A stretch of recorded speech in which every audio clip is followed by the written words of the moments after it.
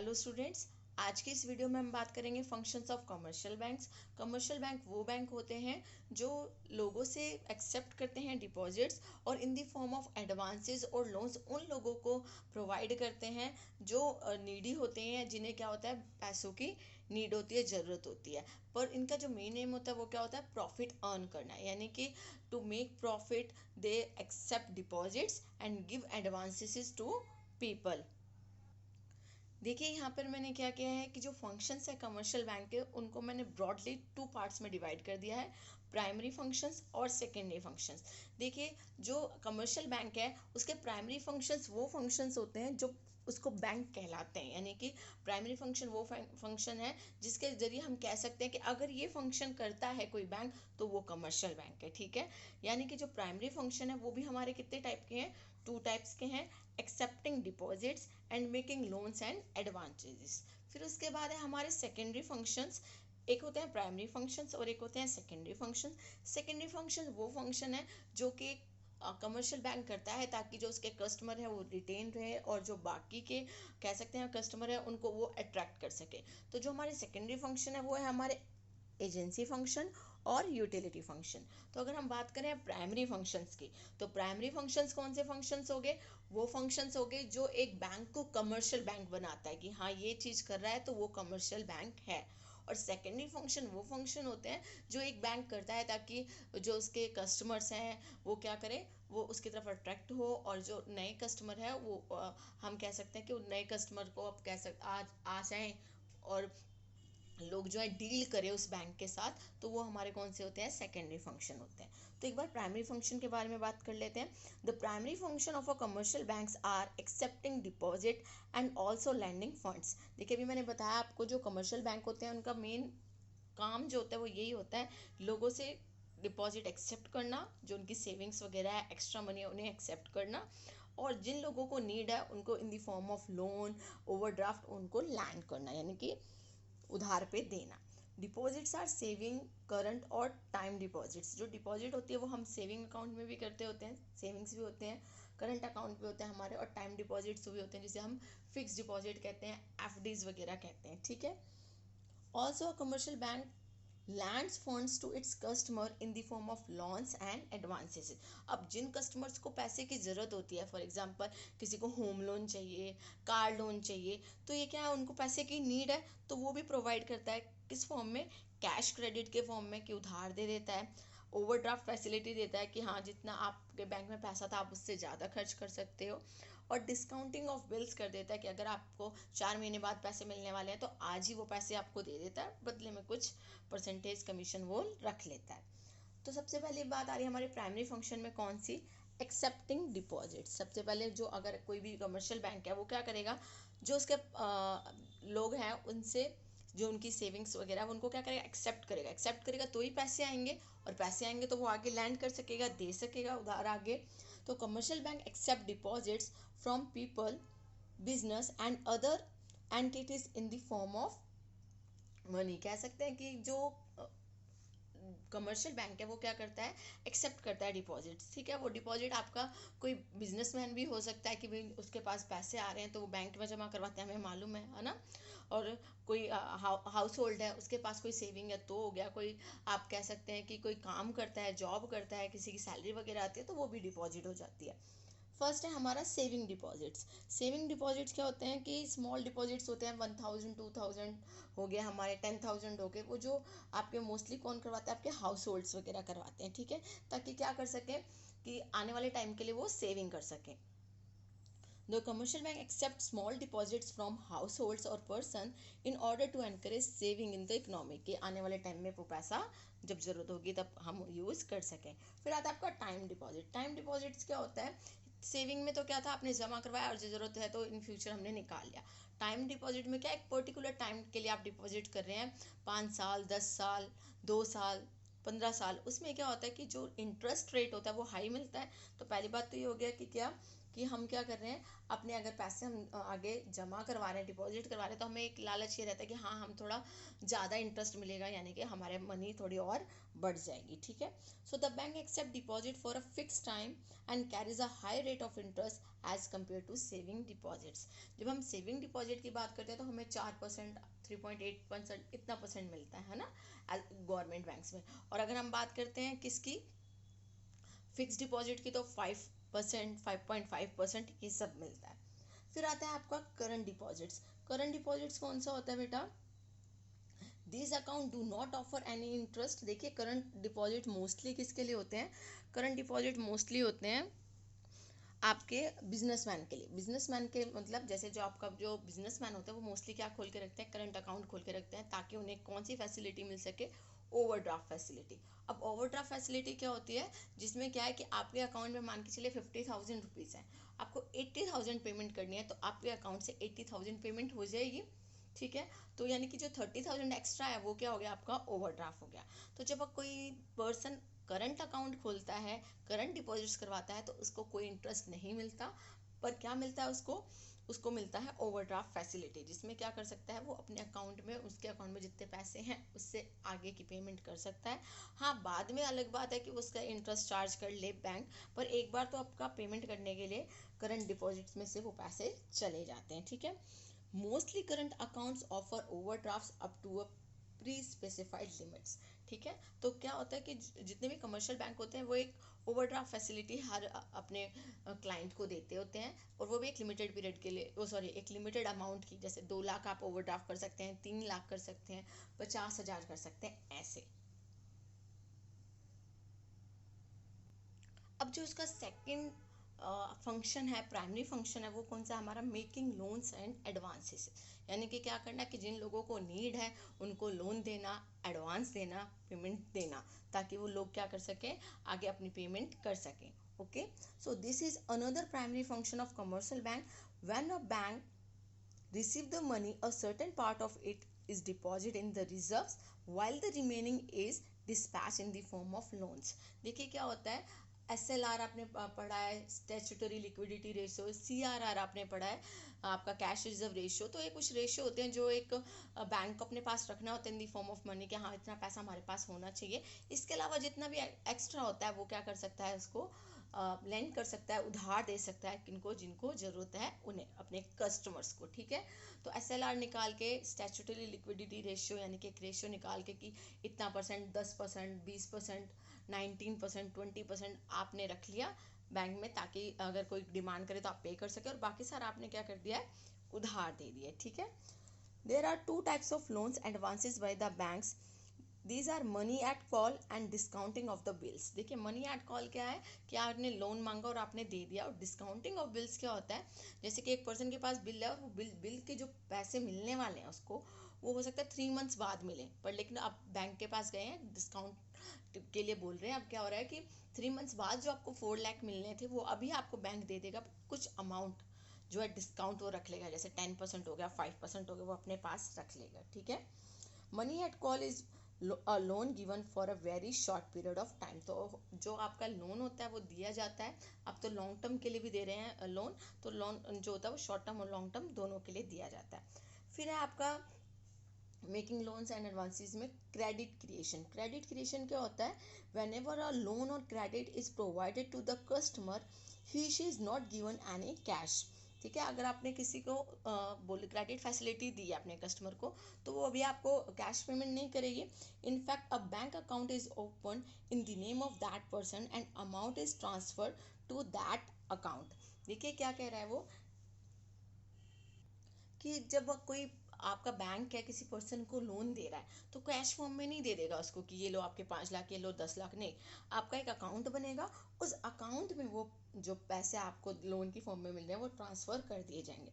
दो this process the bank is able to create money. तो इस तरीके से वो मनी क्रिएट करने में हेल्पफुल होता है। कैसे कि अगर किसी को पैसे चाहिए तो वो आपको कैश नहीं दे रहा कि ये लो 10 लाख, ये लो 15 लाख, ऐसे नहीं जैसे आप निकलवा लेते हैं बैंक से अगर खुद के आपके पैसे हैं, वैसे नहीं। क्रेडिट की रेशन में क्या हो रहा है कि आप क्या करेंगे कि अगर आपने उधार लिया है बैंक से, तो वो सीधा कहाँ जाएगा, आपके अकाउंट में, जो आपका अकाउंट ओपन होगा उसमें। A cheque for paying the funds. अब देखिए जो आपके चेक है वो दिए जाते हैं किसके लिए, अगर मान लो आपने किसी से कुछ उधार लिया तो आपने क्या कर दिया, चेक इशू कर दिया। A customer uses cheque as a negotiable instrument at the time of payment. आपने क्रेडिट पे कुछ लिया, यानी मान सकते हैं, या कैश पे कुछ लिया, अपने पास रॉ मटेरियल लिया और बदले में क्या दे दिया, चेक इशू कर दिया। This is one of the functions of the bank. So in this the bank offer a facility of having the cheque to the customer.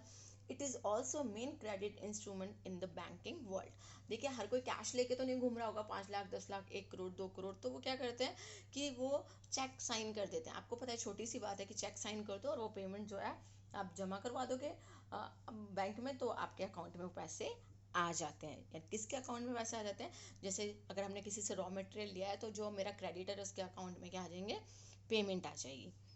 अब बात कर लेते हैं सेकेंडरी फंक्शंस की। सेकेंडरी फंक्शन में जो बैंक होता है वो ट्राई करता है, पूरी कोशिश करता है कि वो अपने कस्टमर को रिटेन रख सके, जो नए कस्टमर है उसको अट्रैक्ट कर सके। इसके लिए वो एक एजेंट फंक्शन की तरह काम करता है, वर्क करता है लाइक एन एजेंट, और प्रोवाइड करता है जनरल यूटिलिटी सर्विसेज। अब एजेंट की तरह कैसे काम करता है और कौन कौन सी यूटिलिटी सर्विसेज वो देता है, इसके बारे में हम पढ़ते हैं। अगर हम बात करें एजेंसी फंक्शंस की, या कि कैसे एक जो बैंक होता है वो एक एजेंट की तरह काम करता है, तो फर्स्ट है आपका collecting checks.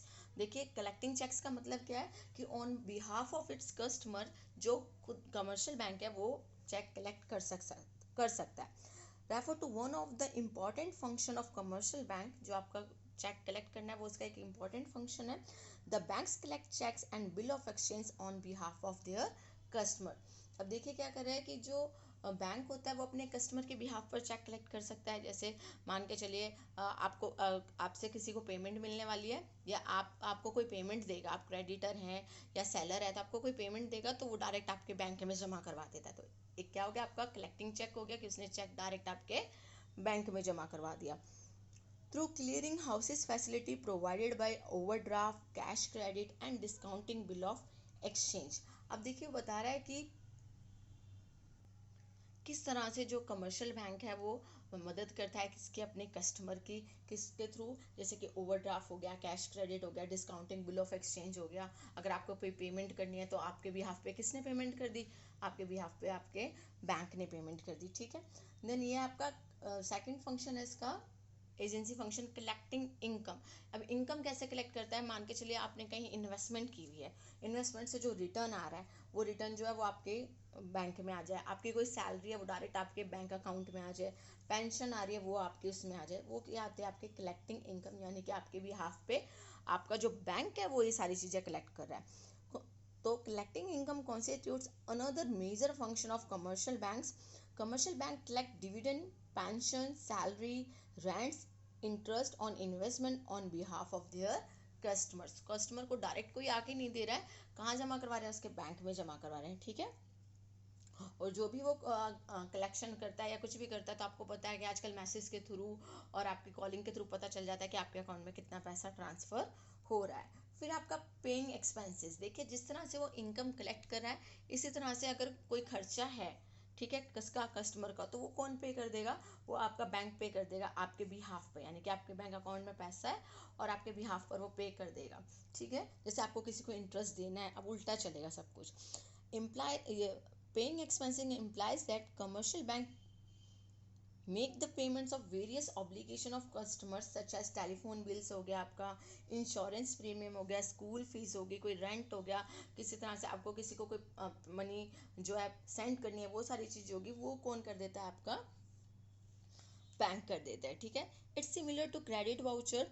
A debit voucher is send to customer for information when expenses are paid by the bank. तो ठीक है, जिस तरह से आपके इनकम कलेक्शन होता है उसकी इन्फॉर्मेशन पहुंचती है किस पे, कस्टमर पे, इसी तरह से अगर आपके कोई एक्सपेंसेस पे कर रहा है वो, तो इसकी इन्फॉर्मेशन भी वो आप तक पहुंचाता है। ठीक है, कहीं कोई गलत ट्रांजेक्शन ना हो जाए। फिर आता है आपका यूटिलिटी फंक्शन। यूटिलिटी फंक्शन में क्या होता है, बहुत सारी ऐसी जनरल यूटिलिटी सर्विसेज होती है जो एक कमर्शियल बैंक क्या होता है, ऑफर करता है, प्रोवाइड करता है, किसको, अपने कस्टमर्स को। फर्स्ट है आपका प्रोवाइडिंग लॉकर फैसिलिटीज़। इसको हम सारे ही जानते हैं कि जो आपके कस्टमर्स हैं, मान के चल रहे हैं, जो कमर्शियल बैंक में जो कस्टमर्स हैं, क्लाइंट्स वगैरह हैं, ठीक है, तो वो उनको क्या दी जाती है, एक लॉकर फैसिलिटी दी जाती है और माइनर सा इंटरेस्ट उनसे लिया जाता है हर साल, ठीक है। तो लॉकर फैसिलिटीज़ में आप अपने कोई इंपॉर्टेंट पेपर रख सकते हैं, ज्वेलरी रख सकते हैं, कोई डॉक्यूमेंट्स आपके, वो सारी चीज़ें आप रख सकते हैं। इसकी एक लॉकर की चाबी एक बैंक के अकाउंट जो आपका बैंक है उसके पास होती है और दूसरी आपके पास होती है। So providing locker facilities implies that commercial bank provide locker facility to its customers for safe keeping jewelry, shares, debenture and other valuable items। तो उनका क्या रिस्क कम हो जाएगा, घर में चोरी होने का और कह सकते हैं आप आग लगने का या गुम होने का चांसेस बहुत ज़्यादा होते हैं, और जबकि जो आपके लॉकर है उसमें सारी चीज़ें बहुत संभाल के रखी जाती हैं। फिर आता है डीलिंग इन फॉरेन एक्सचेंज। देखिए फॉरेन एक्सचेंज की बात कर रहा है, यानी कि जो आप फॉरेन कंट्रीज हैं उनसे आने वाली जो करेंसी है उनकी बात कर रहा है। Dealing in foreign exchange implies that commercial bank help in providing foreign exchange to businessman dealing in export and import. देखिए जब हम इम्पोर्ट करते हैं तो हमें पेमेंट करनी पड़ती है फॉरेन करेंसी में, और जब एक्सपोर्ट करते हैं तो वहाँ से पेमेंट आती भी है। तो ये जो आप डील करते हैं किसमें, फॉरेन एक्सचेंज में, तो ये डील कौन कर सकता है, आपका कमर्शियल बैंक कर सकता है आपके बिहाफ पे। However commercial bank need to take permission of central bank for dealing in foreign exchange. पर वो बात अलग है कि पहले सेंट्रल बैंक को किससे परमिशन लेनी पड़ेगी, आपके सेंट्रल बैंक से। अगर हम इंडिया की बात करें तो आरबीआई से परमिशन लेनी पड़ेगी। क्यों? क्योंकि जो आपका फॉरेन एक्सचेंज का जो मेन टास्क है वो कौन करता है, आपका रिजर्व बैंक ऑफ इंडिया करता है। पर लेकिन अगर आप उससे परमिशन ले लेती है कमर्शियल बैंक, तो वो डील कर सकती है फॉरेन एक्सचेंज में, ठीक है, किसके बिहाफ पे, अपने कस्टमर के बिहाफ पे। फिर है आपका ट्रांसफरिंग फंड्स। ये तो आपको पता ही है कि फंड ट्रांसफर करते हैं एक बैंक से दूसरे बैंक में। It refers to transferring of funds from one bank to another. Funds are transferred by means of draft, telephonic transfer and electronic transfer. और आजकल तो मेन आपका चल ही रहा है इलेक्ट्रॉनिक ट्रांसफर बहुत ज़्यादा, कि एक अकाउंट से दूसरे अकाउंट में ट्रांसफर हो जाता है।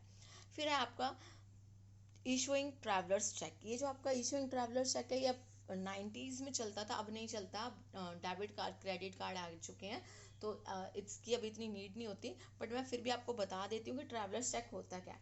देखिए ट्रैवलर्स चेक हम यूज़ करते हैं एक मीडियम ऑफ एक्सचेंज के फॉर्म में, बट किसके आप कह सकते हैं कि आप पेपर करेंसी ना यूज़ करके आप ट्रैवलर्स चेक यूज़ करते हैं, यानी कि एक फिक्स्ड अमाउंट का आपका ट्रैवलर्स चेक होता है, 1 लाख, 2 लाख, 3 लाख, जिसके भी आप उसको देकर आप गुड्स और सर्विसेज दोनों ही हायर कर सकते हैं, गुड्स परचेज कर सकते हैं, सर्विस हायर कर सकते हैं। जो ट्रैवलर्स चेक होता है वो जो बैंक होते हैं वो मोस्टली इशू करते हैं, ताकि जो उनका कस्टमर है, अगर मान के चलिए आप फॉरेन कंट्रीज़ में ट्रिप के लिए जा रहे हैं, घूमने के लिए जा रहे हैं, तो आप क्या लेंगे, इतना सारा कैश ले जाने की जगह आप ट्रैवलर चेक लेंगे, और अगर जब तक जितना अमाउंट उस ट्रैवलर चेक में आप उतने जो है खर्चे कर सकते हैं। So traveller cheques are a form of payment issued by financial institution such as American express.